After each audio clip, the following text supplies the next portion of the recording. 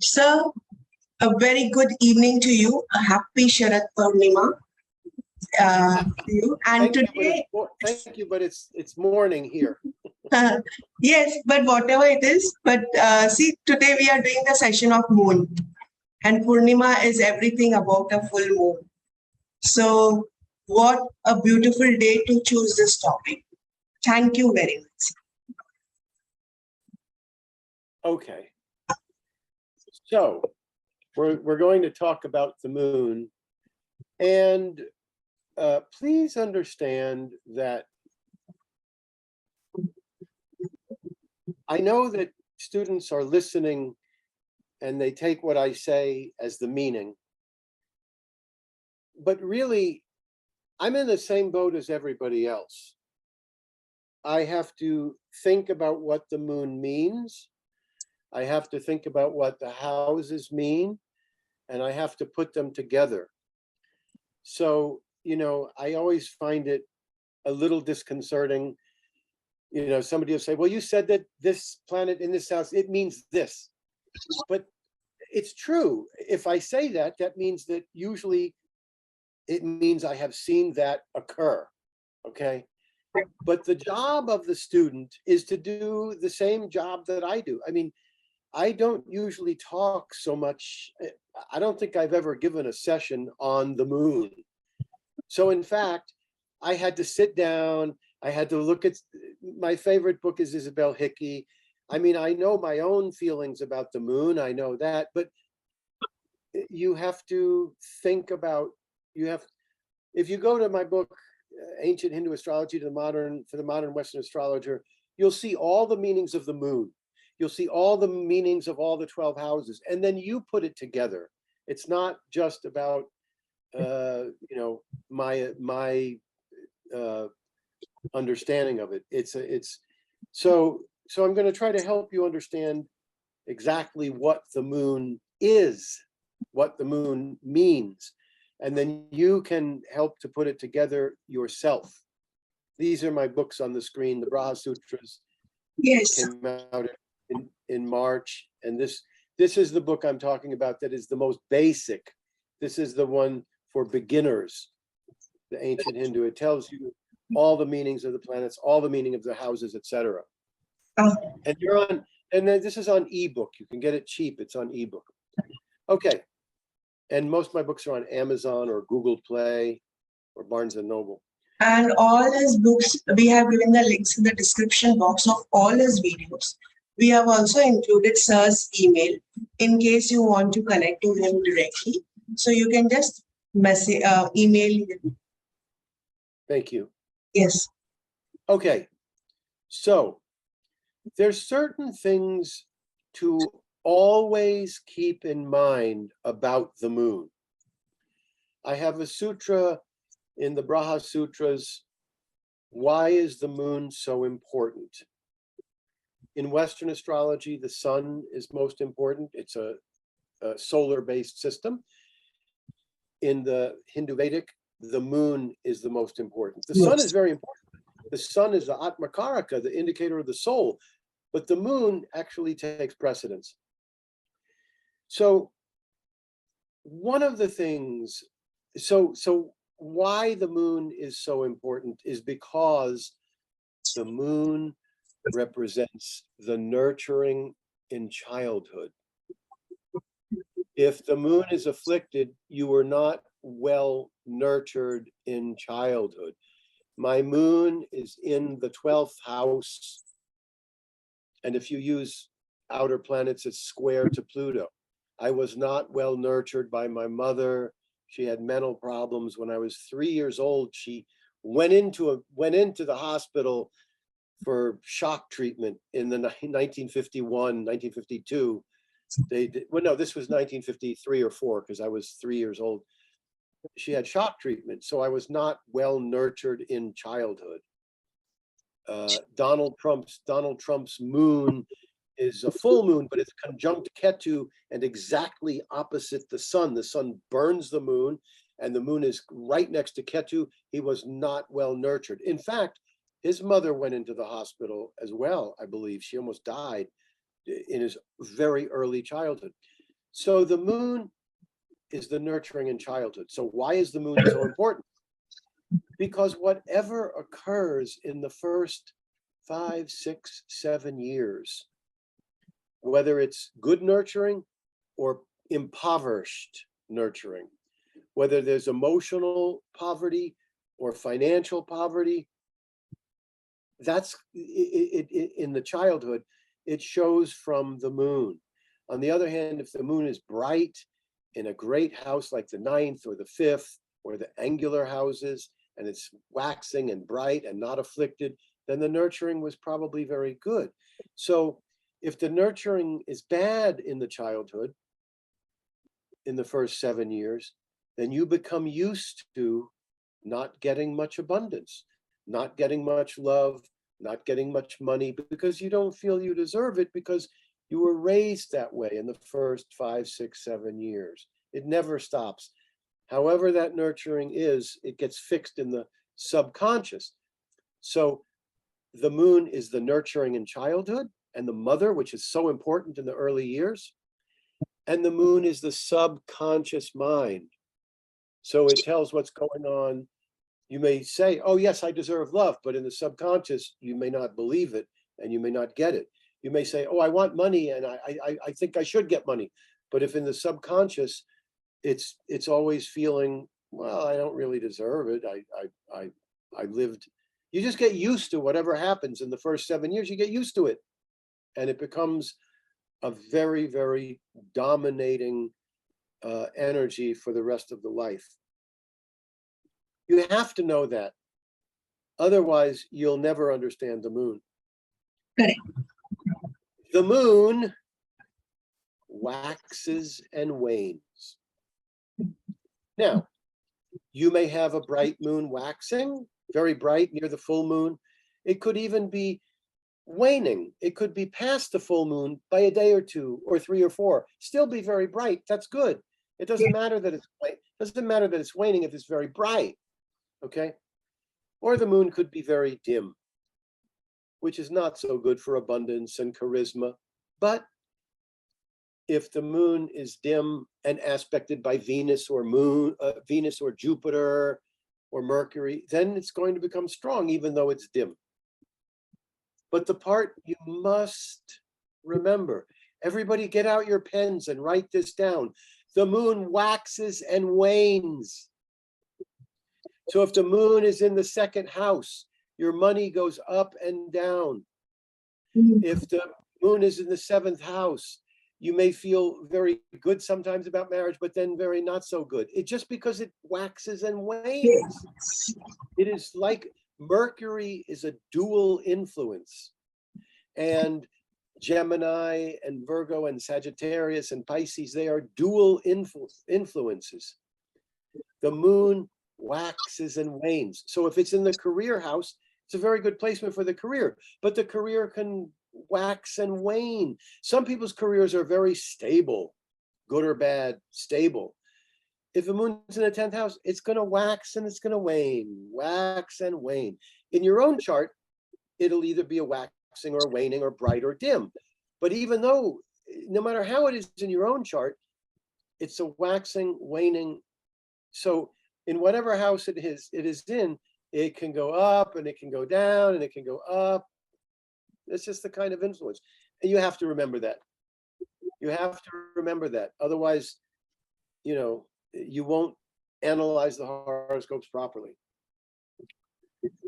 Third thing you have to remember, the moon is the emotions, which is obvious. We all know the moon is the emotions. Venus is love. Jupiter's religion. The moon is the emotions and the feelings. Obvious, right? The moon is the subconscious, and the moon is the public. It's the masses. The moon is the public and the masses. So if the moon is well placed in the 10th house, you're going to reach masses of people. If the moon is in the 1st house, you're going to want attention from masses of people. But remember this, the way that the masses are affected is emotionally. So Facebook found out that when they had more extreme articles, more negative, more extreme, the people would go to those articles. If they had articles that were balanced and easy, people didn't care. But they were moved. Oh, this politician is the worst ever. They get moved by that. This politician is the best ever. They get moved by that. So in order to move the public, you don't have to be accurate. You just have to speak very loudly. Way back, I was told that way back in the ancient times, if there were two people having like an argument or like a similar to a court case, the person who yelled the loudest was considered the one that we should follow. Even though that person may have been horrible, if they yelled the loudest, the public took notice. So, you know, if you look at politicians, the ones that get up there and yell the loudest, it doesn't matter if they're right or wrong. It's hard to explain because people are still individuals, but when you get them in a mass setting, the moon rules the masses. And so anything that becomes said very, very strongly, this is something that I write about in the Braha Sutras. You may go online and the person that talks, even James Braha, the person that talks like he knows for sure this is the way it is, and I'm telling you this is the way it is, the people believe you, right? Whether it's right or wrong, they believe you because once somebody is talking to thousands of people, the emotions come into it. The moon is the masses. The moon is the caring and the nurturing. The moon is the caring and the nurturing. So many times you will not necessarily know that the person is a doctor or a counselor or a therapist. You're looking for counselors and therapists and doctors, you're looking for the sixth house to be strong. And if it's a counselor, therapist, you're looking for the second house, knowledge and speaking, and the sixth house, right? Because then you have speaking and healing becomes a therapist. However, many times I will see a horoscope and the sixth house is pretty strong, but it's not overwhelming, but it's pretty strong. And then I see the moon in the first house. Now that person's going to be nurturing and caring. Or I see the moon in the 10th house. They're going to want to care for people. Or I see the moon in the 7th house. They're going to want to care for people. So the 6th house has to have a certain amount of power to bring in healing. But then if the moon is in the career house or the house of the 7th, which is not just marriage partner, it's all other people, then you say, oh, the 6th house is strong. And look, the person has a caring, empathetic nature. If the moon is in the 7th house, the person's if I do a horoscope for a person with the moon in the 7th house, if I say, oh, it might be 5 minutes late, they say, please take your time. You know, they're very caring. So the moon is nurturing and caring. So you have to remember the moon is the subconscious mind. The moon is changing, waxing and waning. The moon is the nurturing and caring, and the moon is the public.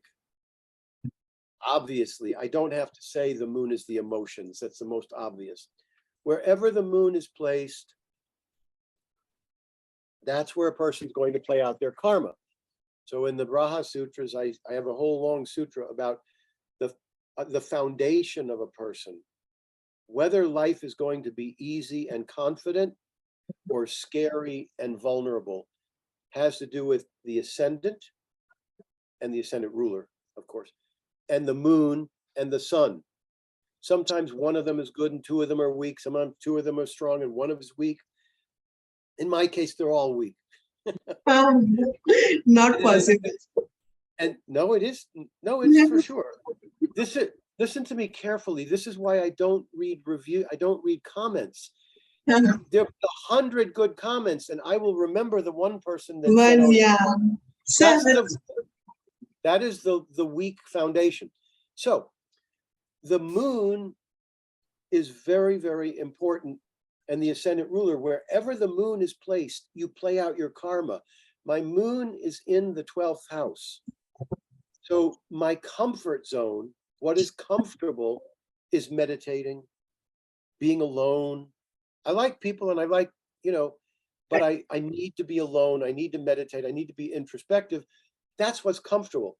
It took me some years to find out that it didn't matter if the moon was afflicted. The moon is so critical. It's a lunar-based system.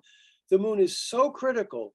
The moon could be in the 5th house, very afflicted, and still the person wants to be in the investment field. yes. This was shocking to me. The moon was in the 5th house, afflicted, and still they wanted children. It doesn't matter that, they're going to have problems with children if the moon is afflicted there, but they still want them. It doesn't go away, whether it's good or bad. Wherever the moon is, you play out your karma. It's a very emotional area. So the moon is the emotions and the feelings. That is critical. It took me years because I thought, well, the moon has fallen there. They should stay away from that. No, they're not going to stay away from wherever the moon is placed. Donald Trump has an afflicted moon in the 4th house. He's one of the biggest real estate moguls ever. And the moon is also in the 5th house because it's in such a late degree and the ascendant is very early. So he likes the arts. He likes the films and television. He likes that. Okay. So the moon in the 1st house.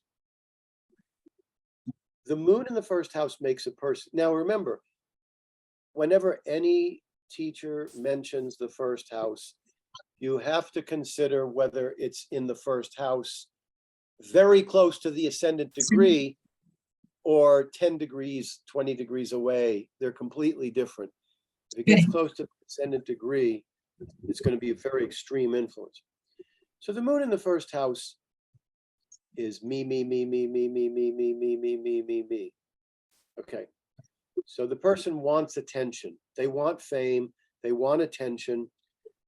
And they are completely affected by their feelings and their emotions. So you tell the person, I had a friend with the moon in the 1st house, full moon in the 1st house. He would get into these terrible relationships. I could talk until I was blue in the face. I could give every reason why this was a terrible idea.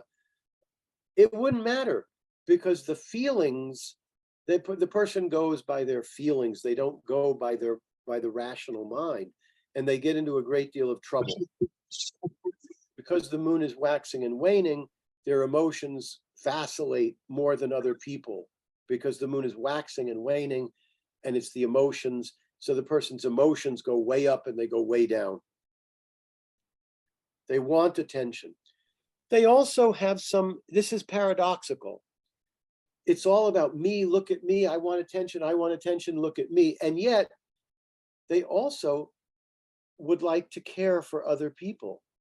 They may be all about me and my emotions and feelings, and yet they may be generous in trying to help other people. Trying to, to be nurturing.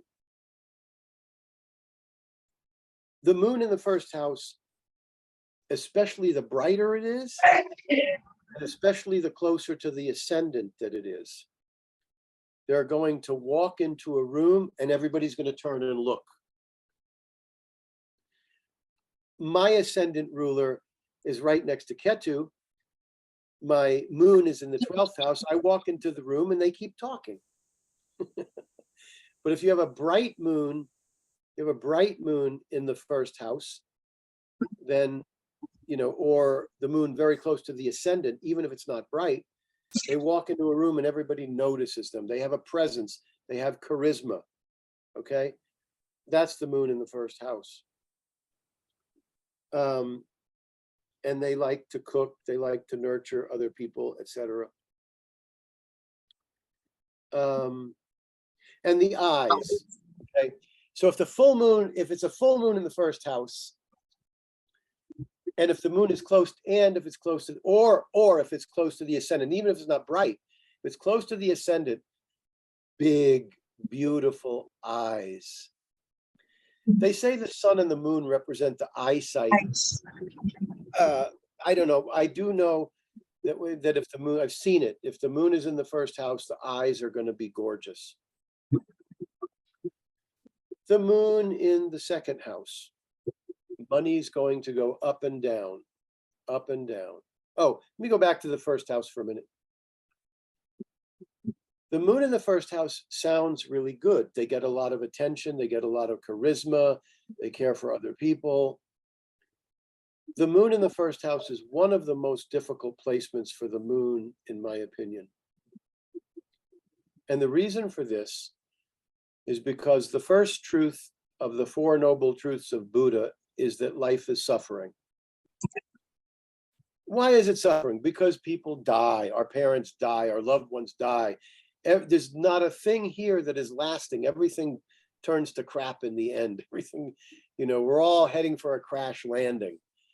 There is always going to be suffering.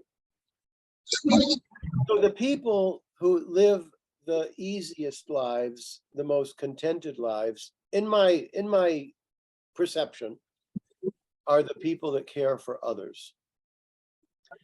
When a person's got their attention on themselves, when there is suffering, it's brutal. And remember, the moon in the first house makes the person emotional. The moon is the emotions. They're more emotional. Everything's from the emotions, not the feet, not the mind, but the emotions. So the moon in the first house creates a great deal of suffering because their attention's on themselves, and we always have suffering. If a person's always thinking about how can I help others, when that person suffers, it's a temporary thing because their commitment is to others. More temporary. Okay. So the moon in the second house means the money is going to fluctuate. It means it's not quite like Uranus. Uranus is really fluctuating, but still it's fluctuating. Wherever the moon is, that's where we play out our karma. The person's either going to play out their karma with money or with education and knowledge.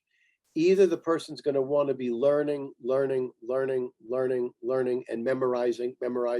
Moon is the memory. Moon is the memory.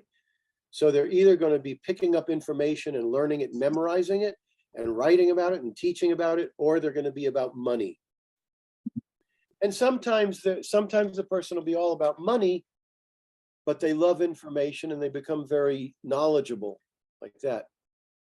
If it's a full moon and it's aspected very well by benefics, then you have what we call a walking encyclopedia. By the time they get to the age of 40 or 50, they know about all different areas of life because they love knowledge. But you have to determine, when you see the moon in the second house, you have to look at the rest of the horoscope and say, is this a spiritual horoscope where they're more interested in knowledge? Is it a ninth house where they might be interested in universities and colleges, and therefore the moon is about knowledge? Or do you see Jupiter in the 11th house, which is large sums of money? Do you see the second house ruler conjunct Venus or Jupiter? In which case they want money and they're going to make money. So you have to look at the rest of the horoscope to see, is this moon about knowledge or is it about money? Could be either. So what about moon regarding family in the second house? Very emotional, of course, they get attached.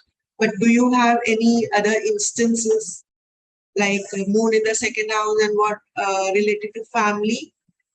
Because second house is also about family. So family life, I don't know. It's possible that the person could be more connected to the family. Possibly. It would make sense. It would make sense. But also the way I tend to do it is, if there's benefics in the second house, there's more likely to be happy family life. Whereas if there's malefics, the family life is very unhappy. But if the moon is, if the moon is not afflicted in the second house, maybe even if it is afflicted, there's going to be more of a connection to the family. It should be. Yes. The first house is the head. The head. Yes. Mars in the first house, the person keeps bumping their head. The second house is the face. They're two different things. Okay. Yeah. So a person with the moon in the second house is going to have a round face. It's going to be a round face. And if it's not afflicted, it'll be a beautiful face. But it is the face. If the first house is very, very well aspected and strong, the person's going to have a great presence. Even without the face being beautiful, they'll be recognized and promoted. They look good, but it's a little bit different than like if a person has a gorgeous face, look for the second house, and the moon is going to help with that, but it's going to make a round face. That's basically how I see the second house. The only other thing is, remember, if the second house is strong, look and see if the sixth house is strong, because that'll make a therapist, counselor. The moon in the third house, the person's going to have a strong connection to the next sibling, the sibling that comes next. And the person is likely to have a special or famous younger sibling. When I started in astrology in the Hindu system, if the moon was in the seventh house, the partner is special in a good way. I don't know why, but whenever I say special, people say like they have problems. No, special meaning good. So, moon in the fourth house could be a special mother, a great mother. Moon in the third house, a great younger sibling. Okay, special. I have to say that whether the moon in the third house gives a male or female younger sibling is not clear to me. The more bright the moon is, the more I expect it to be masculine. If it's a bright moon in the fifth house, I expect a masculine child. If it's not so bright, I expect a feminine. But this is an area where you better do your own research. If the moon's in the fifth house and they ask, is a child going to be male or female? I really don't know. The moon is feminine. There's no question about it. But I've seen plenty of charts where the moon in the fifth produces a boy first. And I think it has to do with the brightness. Do you have anything to say about that? Sir, look at the sign also, whether it is a feminine or a masculine sign in the fifth house. And then we have done like the 7. There the order changes. There we can almost find out the male or female. So Gemini would be a masculine sign? Gemini is both, no? So now it depends on the planet whether there is a masculine or a feminine planet in Gemini. Well, my eldest brother had moon in the third in Gemini, and he had 2 younger brothers. I mean, in Western astrology, we go like this: Aries, Taurus, Gemini, Cancer, male, female, male, female. I don't know. But anyway, so I'm not the one to ask. Sir, yes, we did a lot of research in this. No, I think no sutra has it till now. But somehow in Nadi also we have some principles. In Nadi, the moon keeps on changing. It is male and female. Good point. It keeps changing. Okay. Well, in my experience, the brighter it is, the more I expect the masculine. I don't know. Okay. The moon in the third house is actually going to make the mind a little bit more emotional. Now,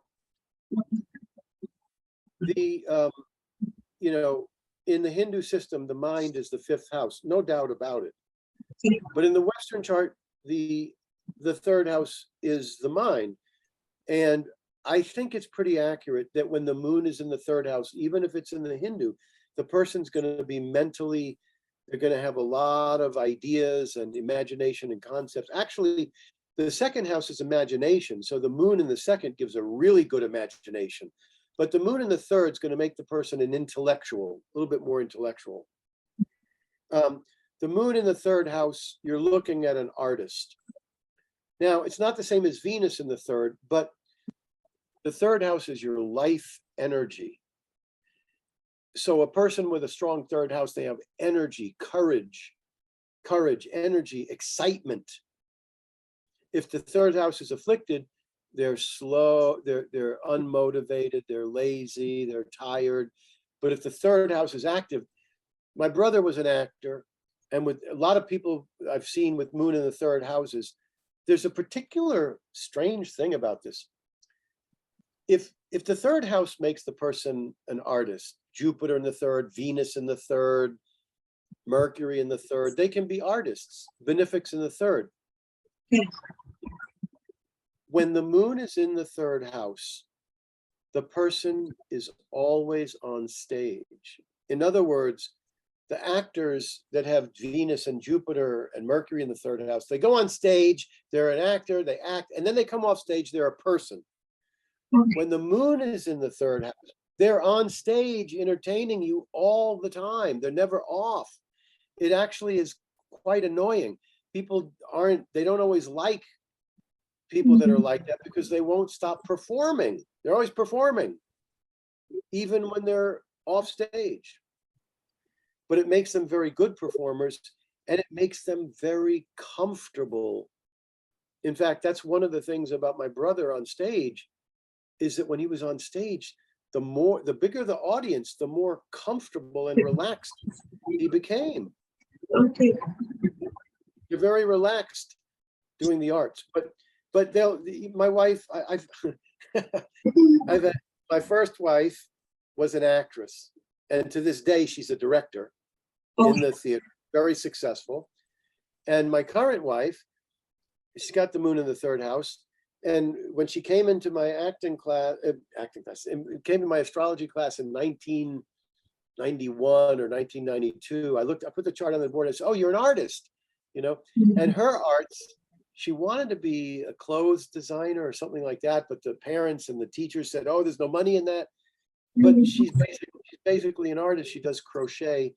She has a crochet designing website called Designing Vashti with crochet, and she's very great artist at that. So it's basically, they're comfortable with the arts, but they're also, Paul Newman, people know him as the food guy because he makes food products, but he was a phenomenal Oscar-winning, made probably 100 films. He was a great actor, and he had the moon in the third house, and he became a race car driver even while he was a very famous artist, very wealthy, famous, powerful, world-renowned, but he loved race car driving. The third house gives a lot of activity, a lot of action. That's the moon in the third house. And my first wife, you couldn't slow her down. She's just running around, and you give her errands. She's doing 100 errands. You give her, "Hey, go do this errand." "Oh, okay, fine." She just keeps doing errands. That's the moon in the third house, active.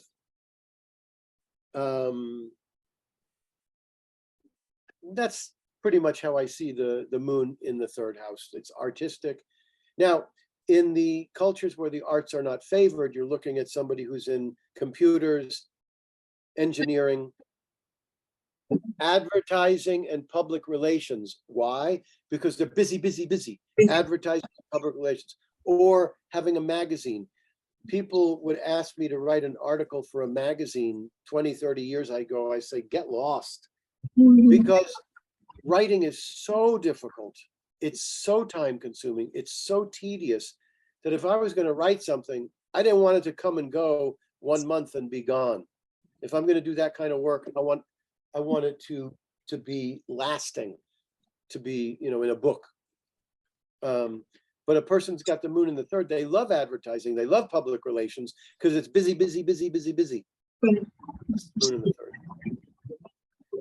The moon in the fourth house means a special, oh, and so that moon in the third, don't forget, they could have a famous sibling. They could have a powerful sibling, famous sibling, special sibling in some way. They may not be famous, they may be brilliant. They may be, like that. Now, the moon in the third house is going to give you an emotional sibling. It'll give you a sibling that's emotional and special, maybe brilliant, all those things. And I usually go by the planet in the third house is usually going to be the sibling right below you. Whatever is the most obvious about the third house is going to be the first sibling, the most obvious. Whatever's the most obvious about the fifth house is going to be the first sibling. You know what I mean? Like if there's something really, really critical and dynamic, that's going to be the first sibling. Or in the fifth house, the first child. First child, I might have said sibling. I meant fifth house, first child. Yeah. The moon in the fourth house is going to give a mother who could be special, famous or special, renowned, powerful. The moon in the fourth house is likely to give a very strong connection to the mother. Very strong connection to the mother. The moon in the fourth house is going to be, the feelings about the mother are going to be very changing. It doesn't mean that the mother is going to be changing that much, but it means that your feelings about the mother could be changing. The moon in the fourth house means you're going to be really emotionally connected to where you live. People where the fourth house isn't very prominent, they can live anywhere. The moon in the fourth house, that person wants to live in a place that's going to make them comfortable, happy and comfortable. The home becomes very important, like that. Endings of matters. The fourth house is endings of matters. And the moon is a benefic, so as long as it's not afflicted, the emotion, the endings of matters will be beneficial, but emotional. So if the moon is in the fourth house and they quit a job, it's going to be very emotional leaving their workmates. If they're leaving home for college, it's going to be very emotional to leave the home. Endings will be emotional. The homes will be beautiful and lovely, land and real estate, farms, land that you own, an ashram is going to be very, very, very important to you. They're going to love land. If anything, Emotionally connected.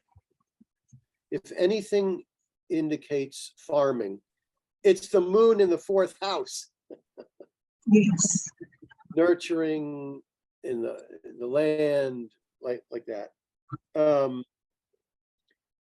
It's interesting because in the Western horoscope, the fourth house is the family, and the fourth house, I was really stunned when I learned, when I learned Hindu astrology, almost everything was the same, but occasionally there's these differences. The arts is a different house, and the heart and the stomach is a different house. The fourth house is the heart. So in the Hindu.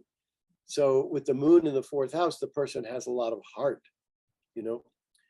But the fourth house in the Western system is the family, meaning the ancestors. It's your ancestry. And so the person with the moon in the fourth house is going to be very affected by their mother and by their ancestors, such that they will take on a lot of characteristics, a lot of energies that were given to them from the family.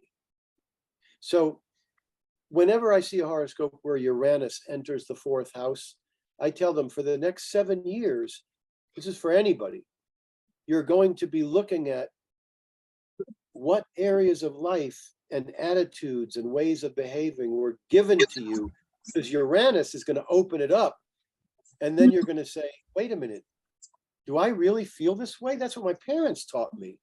Okay. So the fourth house has a lot to do with the ancestors.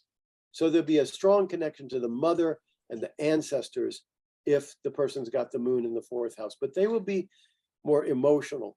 They will also gain a lot of comforts. The fourth house is comforts.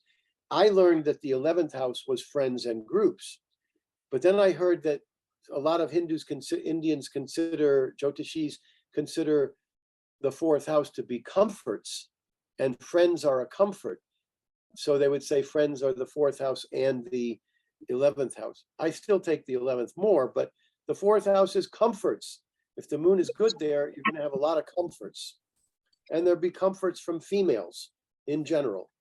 Yes. The moon, listen, the moon is absolutely positively feminine. Do not think because I'm talking about the moon in the third and the moon in the fifth going both ways. The moon generally is feminine. At least that's how I see it. So the friends will be feminine, person of female friends. Now, the moon in the fifth house is a brilliant mind.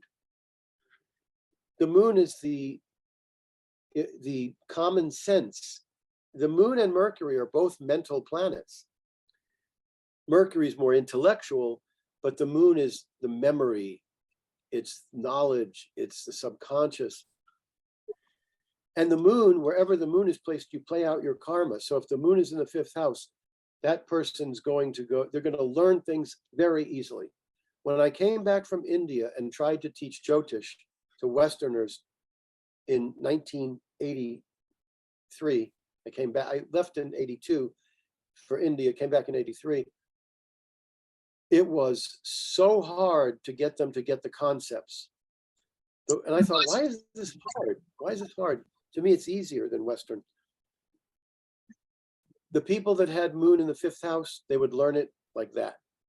They would learn quickly because the moon is where you're comfortable. The moon is your comfort zone. And if it's in the house of the mind, they're comfortable in the mind. They learn fast like that. One of the things that I have a hard time remembering, and I shouldn't because my brother has the moon conjunct Jupiter in the fifth house in Jupiter's own sign. His life is all about fun. He loves investing. The moon is in the fifth house with Jupiter, the planet of investing, in its own sign, Sagittarius. He loves gambling. He loves investing. But if I had to say, and the moon and the fifth house is the mind, I don't consider him an intellect. He's not really an intellect. He's more fun-loving. He gets up in the morning and he says, what can we do that's going to be fun? Right? He calls me up, says, want to go to the flea markets? Want to go to do this? I said, no, because I'm writing a book. It's so important. Because I have Saturn in the fifth house. So the mind is very serious. So this is something that I forget oftentimes to mention to people with a good fifth house or moon in the fifth house. They want, life is fun. They want to have fun. And they want to have children, connection to children. People with the moon in the fifth house, particularly women with the moon in the fifth house, they love having children,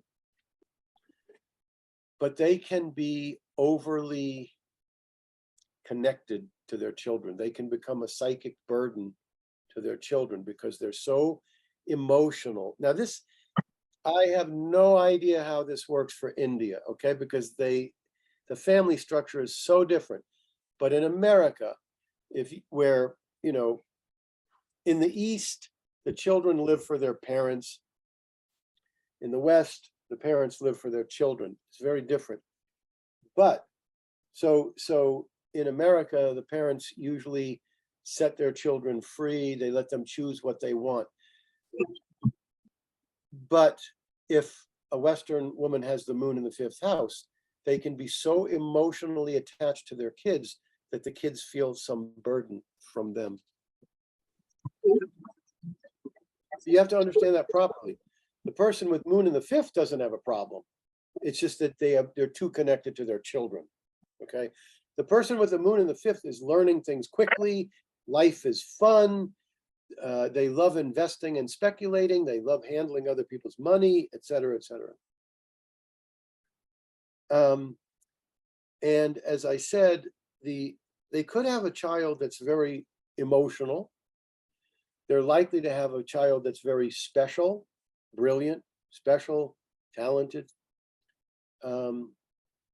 So they love children, they love intellectual facets, and they love having fun. That's basically how I see that placement. The moon in the sixth house wants to take care of people. The sixth house is the house of work, but it also has to do with the appetite. The second house is the food you eat, but the sixth house is the appetite. And the sixth house is healing. So they love to take care of people. So they could have a restaurant. They love to cook. They're great cooks. They love to cook. They could have a restaurant. They could have a hotel. They could have a convenience store, like we have 7-Eleven of, these. Yes. Yeah. They also can be serving people by cutting hair cutting, or barbers, hair cutting, things like that. They love to take care of people. But it can be hard on the stomach. The moon is the stomach, and the house of health is not good for the stomach. They love to work. They love to work. They're comfortable working. They're comfortable serving people. They're comfortable cooking for people. It's what makes them comfortable. But their stomach and the breast, if the moon is afflicted, if it's not afflicted, you don't have to worry so much. If the moon's afflicted in the sixth house, they're going to have breast sensitivities or problems, stomach problems, and menstrual cycle problems could be there. With the moon in the sixth house, illnesses will be due to stress. Illnesses will be due to, like, if they're having emotional problems with a partner, emotional problems at work, they're going to get sick because the moon is in the sixth house. The moon in the sixth house, usually they will love to work, and usually they will love to be around their co-workers, assuming the moon's not afflicted. Even if the moon's afflicted, they're going to love working. They're going to love taking care of people. Okay. Any benefic planet in the sixth house is going to mean that they don't have enemies. Generally, if it's not afflicted, they generally will not have enemies. People will like them if it's a benefic. Now, if it's in any way afflicted, Richard Nixon had the moon in the sixth house, but it was in a bad sign. It was in Capricorn. And I'm pretty sure that it was aspected by Ketu. He had an afflicted moon in the sixth house, and so he had enemies. But the moon if it's not afflicted, then it's a benefic in the sixth house. So people like you. There's no enemies, no competitors to have to worry about. The moon in the seventh house